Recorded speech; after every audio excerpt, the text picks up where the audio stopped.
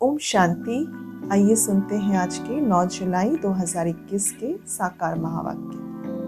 बाबा कहते हैं आज बच्चों को, मीठे बच्चे, तुम्हारी बिगड़ी को सुधारने वाला अर्थात तकदीर बनाने वाला एक बाप है जो तुम्हें नॉलेज देकर तकदीरवान बनाते हैं।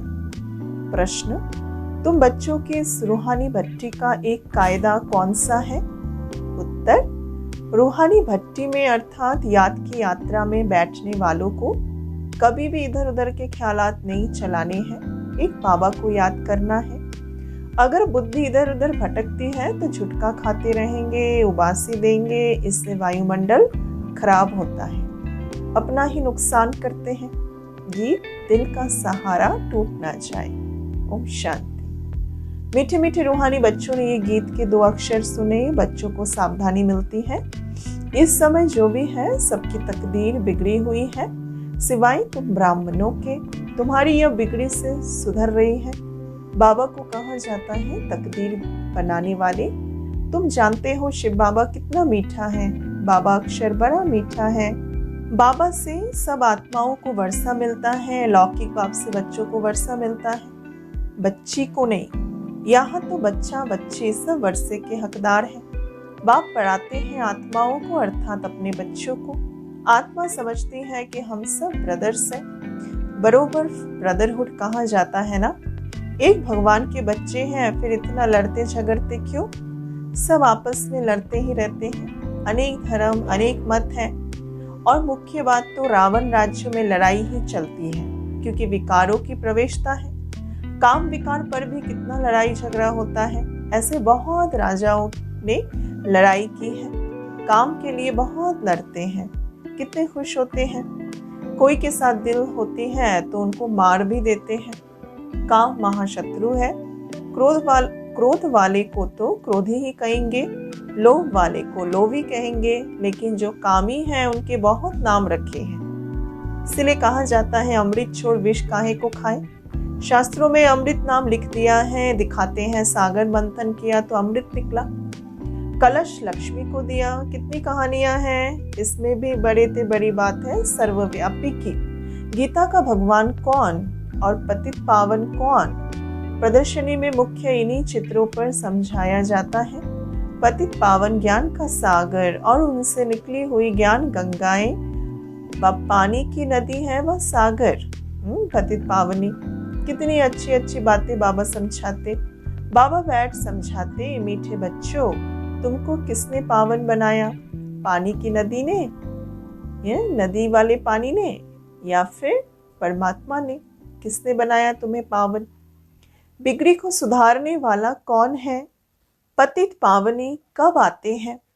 ये खेल कैसे बना हुआ है कोई भी नहीं जानती। बाप को कहा ही जाता है नॉलेजफुल, ब्लीसफुल, पीसफुल। गाया भी जाता है बिगड़ी को बनाने वाला एक। ये तो समझने में आता है बरोबर रावण हमारी बिगाड़ते हैं। ये खेल है देखो हार और जीत के। रावण को भी तुम जानते हो, जिसको भारतवासी देखो वर्ष वर्ष जलाते हैं। ये भारत का दुश्मन है ना। भारत में ही हर वर्ष जलाते हैं रावण को। उनसे पूछो कब से जलाते आते हो तो कहेंगे ये तो अनादि चला आता है, जब से सृष्टि शुरू होती है। शास्त्रों में जो पढ़ा सत सत करते आते हैं। मुख्य भूल है ईश्वर को सर्वव्यापी कहना। बाबा ये नहीं कहते कि ये किसकी भूल है। बाबा कहते सब ड्रामा में नूंद है, हार जीत का खेल है। माया से हारे हार, माया से जीते जीत। माया से कैसे हार खाते हैं वो भी समझाया जाता है। पूरा आधा कल्प रावण राज्य चलता है, 1 सेकंड का भी फर्क नहीं हो सकता। राम राज्य की स्थापना और रावण राज्य का विनाश अपने समय पर एक्यूरेट चलते हैं। सतयुग में तो लंका होती नहीं, वो तो बुद्ध धर्म का खंड है। पढ़े लिखे की बुद्धि में रहता है। बाबा समझाते कि लंदन देखो इस तरफ है, अमेरिका इस तरफ है। पढ़ाई से बुद्धि का ताला खुलता है ना, रोशनी आती है। इसको ज्ञान का तीसरा नेत्र कहा जाता है। बुढ़िया बहुत बातें समझ ना सके, इन्हों को एक ही मुख्य बात धारण करनी है जो इनके अंत में काम में आती है, वो है बाबा को याद करो अपने को आत्मा सोचकर। मनुष्य शास्त्र तो बहुत पढ़ते हैं, पिछाड़ी में फिर भी एक अक्षर कह देते हैं राम राम कहो भक्ति में। ऐसे नहीं कहते शास्त्र सुनाओ, वेद सुनाओ, पिछाड़ी में कहेंगे राम को याद करो बस। जो जाते समय जिस चिंतन में रहते हैं अंत में भी वही याद आ जाता है। जो जाते समय जिस चिंतन में अभी रहते हैं अंत में भी वही याद आ जाता है। अभी विनाश तो सबका होना है, तुम जानते हो सब किसको याद करेंगे। कोई कृष्ण को, कोई अपने गुरु को याद करेंगे, कोई अपने देह के मित्र संबंधियों को याद करेंगे। देह को याद किया, खेल खलास। यहाँ तुमको एक ही बात समझाई जाती है कि अपने को आत्मा समझ बाबा को याद करते रहो। चार्ट रखो कि हम कितना समय याद करते हैं, जितना याद करेंगे पावन होते जाएंगे। ऐसे नहीं कि गंगा में स्नान करने से पावन बनेंगे। आत्मा की बात है ना, आत्मा ही पतित, आत्मा ही पावन बनती है। बाबा ने समझाया है आत्मा एक स्टार बिंदी है, भ्रुकुटी के बीच में रहती है। कहते हैं आत्मा स्टार अति सूक्ष्म है। तुम बच्चे ही इन बातों को समझ सकते हो। बाबा कहते मैं कल्प के संगम युगे आता हूँ। उन्होंने फिर कल्प अक्षर छोड़ युगे युगे अक्षर लिख दिया, तो मनुष्य ने उल्टा समझ लिया। मैंने कहा है कि कल्प कल्प संगम युगे में आता हूँ, घोर अंधियारा और घोर सोजरे के संगम पर। बाकी युगे युगे आने की कोई दरकार नहीं, सीढ़ी उतरते ही आते हैं। जब पूरे 84 जन्म की सीढ़ी उतरते हैं तभी बाबा को आना पड़ता है। ये ज्ञान सारी दुनिया के लिए है। सन्यासी लोग तो कह देते इन्हों के चित्र सब कल्पनाएं हैं, परंतु कल्पना की तो इसमें कोई बात ही नहीं है।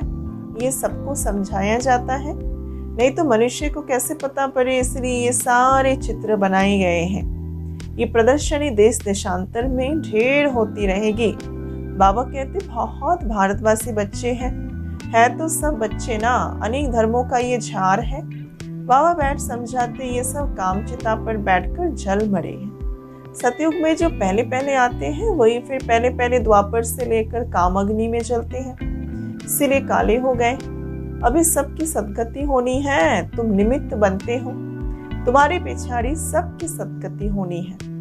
बाबा कितना सहज रीति समझाते हैं। कहते हैं सिर्फ याद करो बाबा को। आत्मा ने ही दुर्गति को पाया है ना। आत्मा पतित बनने से शरीर भी ऐसा मिलता है। आत्मा को पावन बनाने की युक्ति बाबा बिल्कुल सहज बतलाते हैं।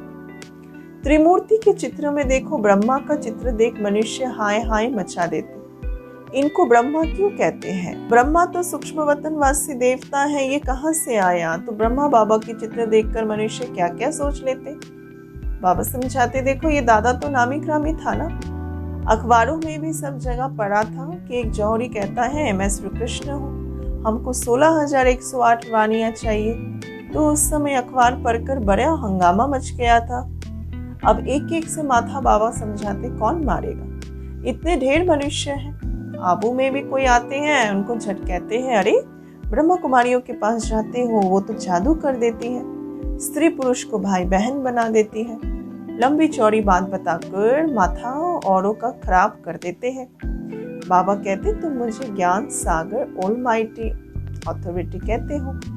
वर्ल्ड ऑलमाइटी अर्थात सर्वशक्तिवान, सभी वेदों शास्त्रों आदि को जानने वाला। बड़े विद्वान को भी अथॉरिटी कहते हैं ना, क्योंकि वो सब वेदों शास्त्रों आदि को पढ़ते हैं।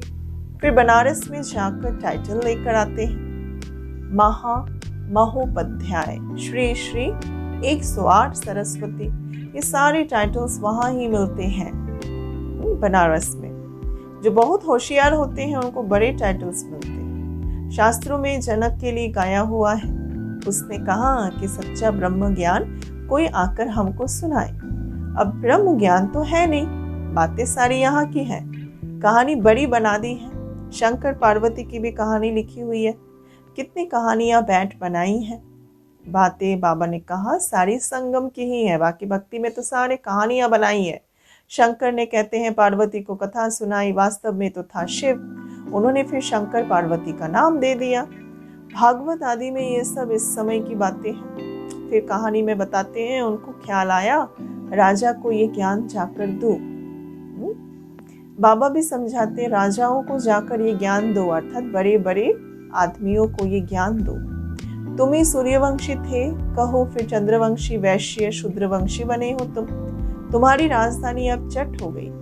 अब फिर सूर्यवंशी राजधानी लेना हो तो पुरुषार्थ करके लो, राजयोग सीखो। और राजयोग सिखाने बाबा आया हुआ है।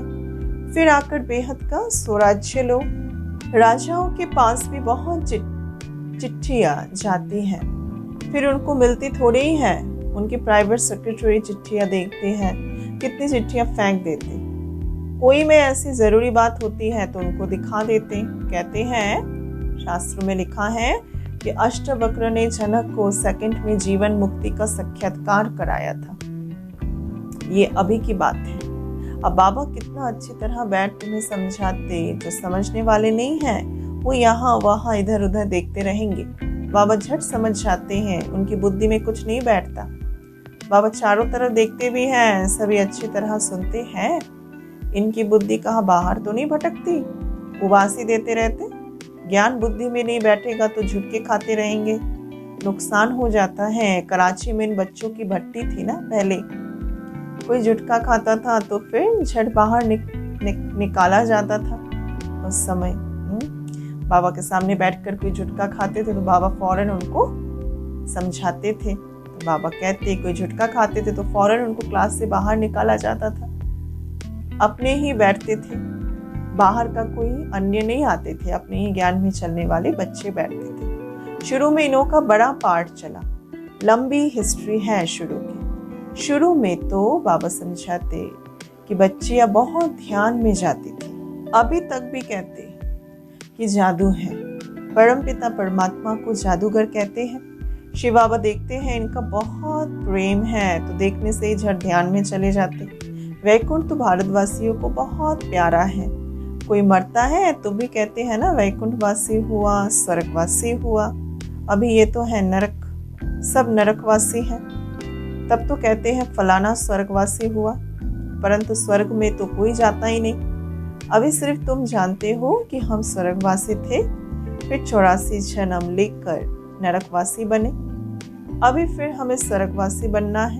स्वर्ग में है राजधानी, राजधानी में बहुत पद है। पुरुषार्थ कर नर से नारायण बनना है। तुम जानते हो ये मम्मा बाबा भविष्य में लक्ष्मी नारायण बनते हैं। अभी पुरुषार्थ कर रहे हैं, इसलिए कहा जाता है फॉलो फादर मदर। जैसे ये पुरुषार्थ करते तुम भी करो ना। ये भी याद में रहते हैं, स्वदर्शन चक्रधारी बनते हैं। तुम बाबा को याद करो, वर्षे को याद करो, त्रिकालदर्शी बनो। तुमको इस सारे चक्र का ज्ञान है, इसमें तत्पर रहो, औरों को समझाओ। इस सर्विस में ही लगे रहेंगे तो और कोई धंधा आदि याद नहीं पड़ेगा। अच्छा, मीठे मीठे सिक्के लदे बच्चों प्रति माता पिता बाप दादा का याद प्यार और गुड मॉर्निंग। रूहानी बाप की रूहानी बच्चों को नमस्ते। हम रूहानी बच्चों की रूहानी बाप दादा को याद प्यार, गुड मॉर्निंग, नमस्ते नमस्ते नमस्ते।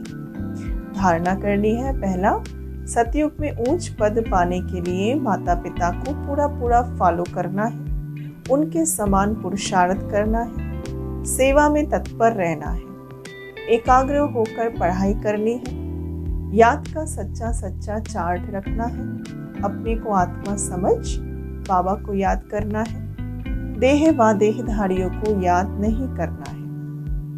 वरदान है आज का, सदा साथीपन की स्मृति और साक्षी स्टेज का अनुभव करने वाले शिवमयी शक्ति स्वरूप कंबाइंड भव। विस्तार, जैसे आत्मा और शरीर दोनों का साथ है, जब तक इस सृष्टि पर पार्ट है तब तक अलग नहीं हो सकते। ऐसे ही शिव और शक्ति दोनों का इतना गहरा संबंध है।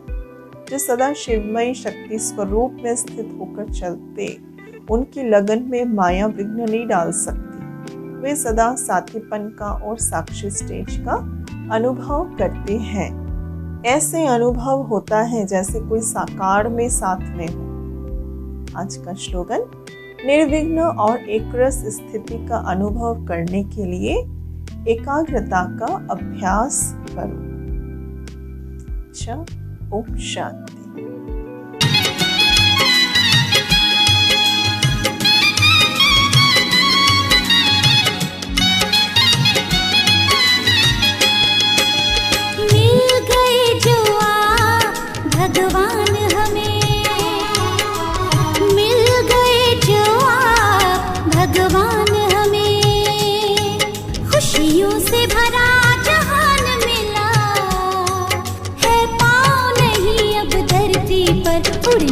हो खुला आसमान में।